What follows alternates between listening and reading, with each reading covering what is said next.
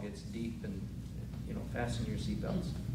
If one man's sin put crowds of people at the dead-end abyss of separation from God, just think what God's gift poured through one man, Jesus Christ, will do. There's no comparison between the death-dealing sin and this generous, life-giving gift. The verdict on that one sin was the death sentence. The verdict on the many sins that followed was this wonderful life sentence.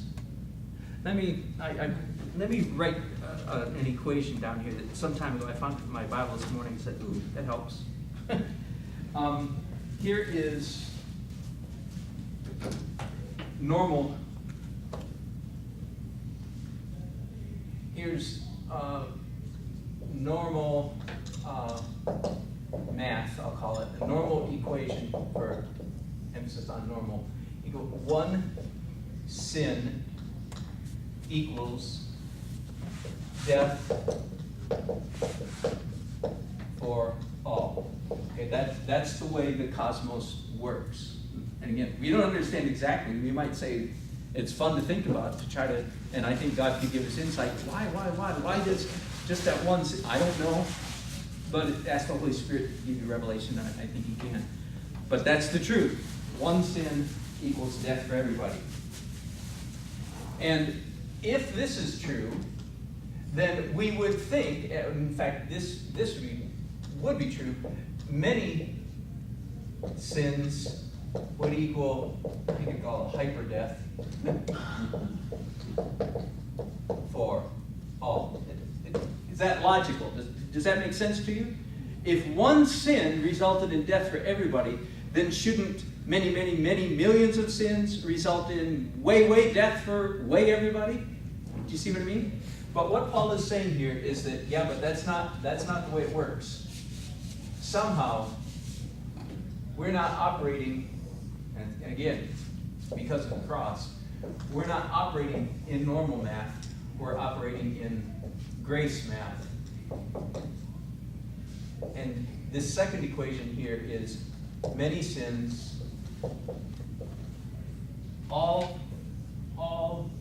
added up, are less than the cross, less than one life, less than the life of Christ lived in obedience.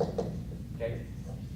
That's how he's saying the sin is not like the gift. The gift is not like the sin.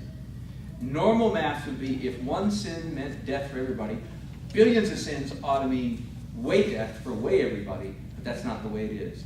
Billions of sins are less than the one. Woohoo! Is that good news? Yahoo! That's some of what happened on the cross. Let me see if I want to read any more of this from the message. Say that again? God was in Christ, reconciling the world. Yeah. Yet the rescuing gift is not exactly parallel to the death-dealing sin. If one man's sin put crowds of people at the dead-end abyss, what God's gift will do, there's no comparison. The verdict on that one sin was death sentence. The verdict on the many sins that followed was this wonderful life sentence. If death got the upper hand through one man's wrongdoing, can you imagine the breathtaking recovery life makes, sovereign life, in those who grasp with both hands this wildly extravagant life gift, this grand setting everything right that the one man, Jesus Christ, provides? I could go on. It's a very wonderful paraphrase of that, Romans 5.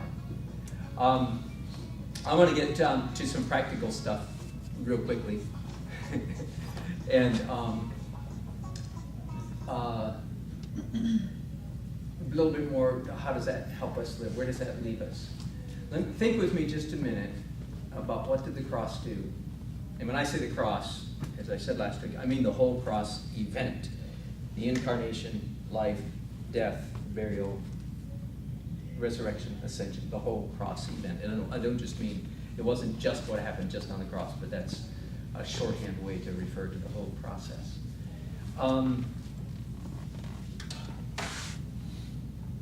Because Jesus died on the cross, we all get in scot-free, right? Right. And it sounds like, and here I'm inviting you to think with me, because I make no pretense, of course, of understanding this, but I'm going in a good direction. It sounds like that the cross eliminated sowing and reaping. It sounds like the cross eliminated cause-effect, because we sin, that's the sowing, we ought to reap death. That makes sense, right? So it sounds as though cause-effect has been cut off.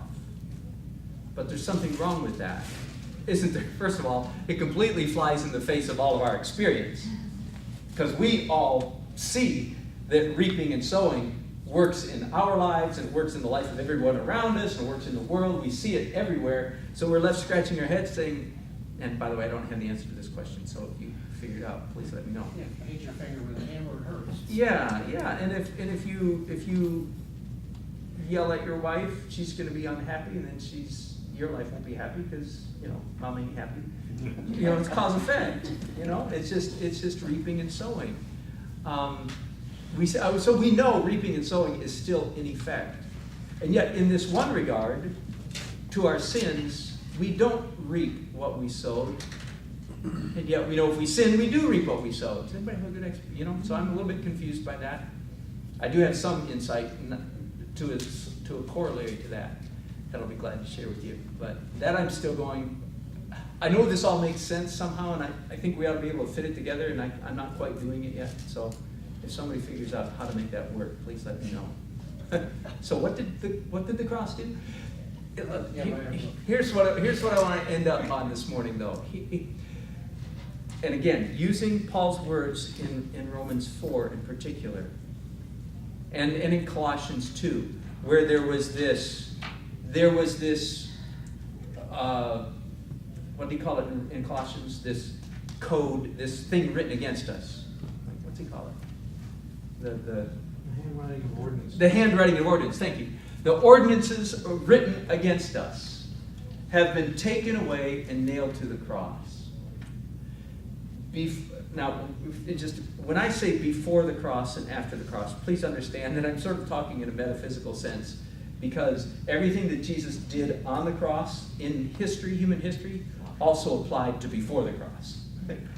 Okay, but for clarity of conversation, I'm going to speak as though there was a before and after.